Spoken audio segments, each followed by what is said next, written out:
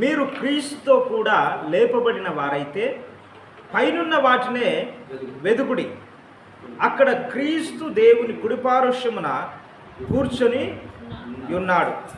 పైనున్న వాటి మీదనే కానీ భూ సంబంధమైన వాటి మీద మనస్సు పెట్టుకొనకుడి. హల్లెలూయా. మనం ఏం వెతకాలంట? పైనున్న వాటినే మనం వెతకాలి. పైనున్న వాటి అంటే మనం అందరూ అనుకుంటారు కదా, సొరుగు మీద లేకపోతే సెజ్జ మీద అని అనుకుంటారు.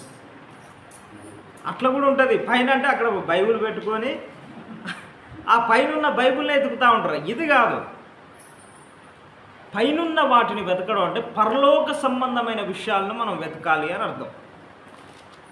పరలోకంలో ఏమున్నదంటే ప్రేమ ఉన్నది. పరలోకంలో ఏమున్నదంటే సమాధానం ఉన్నది. పరలోకంలో